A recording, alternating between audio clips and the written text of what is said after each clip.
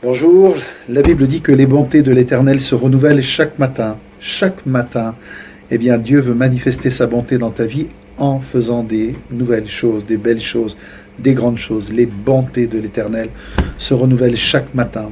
Alléluia, ça veut dire quoi? Ça veut dire que Dieu est bon déjà. Dieu est bon et il veut le meilleur pour toi. Il veut te faire du bien. Il veut t'encourager. Il veut te guérir. Il veut te fortifier. Il veut ouvrir des nouvelles portes dans ta vie. Il veut répondre à tes besoins. Il a dit, pourquoi vous inquiétez-vous de ce que vous mangez, de ce que vous vêtirez?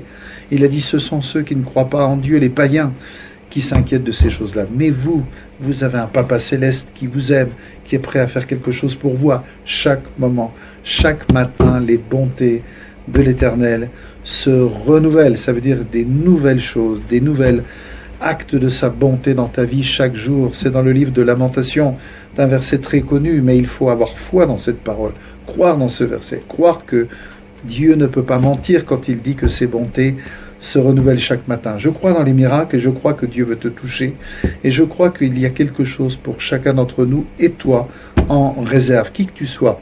Tu n'as pas besoin d'appartenir à une église, tu n'as pas besoin d'être je ne sais quelle religion, tu as besoin de croire que le Seigneur est vivant et qu'il est un Dieu de miracles, qu'il veut te faire du bien, qu'il veut t'encourager, qu'il veut toucher ta vie, qu'il a un plan de bonheur pour toi. Tant que tu as cette image de Dieu, eh bien ça va bien marcher. Mais si tu as l'image d'un Dieu dur, rétributeur, toujours exigeant, qui n'est jamais content avec toi, tu ne connaîtras pas les bontés de l'Éternel. Tu ne connaîtras pas les miracles que le Seigneur il fait. Tu resteras à côté de toutes ces belles choses. Déjà, il faut que tu crois que Dieu fait des grandes choses et des belles choses dans la vie de ceux qui l'aiment, dans la vie de ceux qui croient dans sa bonté.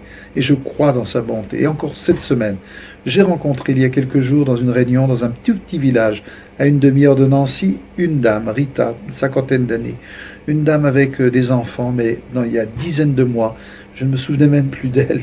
Nous étions allés prier à l'hôpital pour elle. Elle était comme morte. Il n'y avait plus d'espoir pour elle. Et là, je l'ai revue quelques mois après, je l'avais même oubliée en parfaite santé. Les bontés de l'Éternel se renouvellent chaque matin.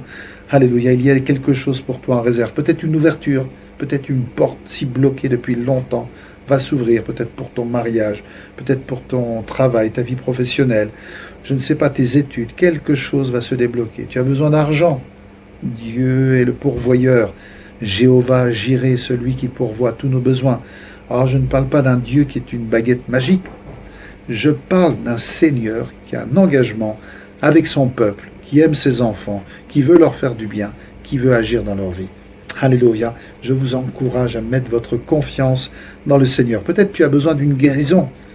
Jésus a dit dans le livre de Marc, chapitre 16, dans les derniers versets, « Posez les mains sur les malades et je les guérirai. » Alléluia. Il a dit que si nous posons les mains sur les malades, il va les guérir. Et il a dit que tout le monde peut le faire. Ça veut dire si tu es chez toi, tu peux poser les mains sur toi-même si tu es malade, en acte de foi, en croyant que la parole de Jésus va s'accomplir dans ta vie.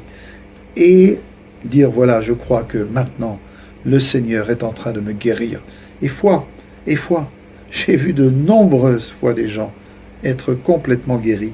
Des gens me disaient, avant la fin de la semaine, cette personne ne sera plus vivante. Et on a prié. Et cette personne est ressortie de l'hôpital en pleine forme.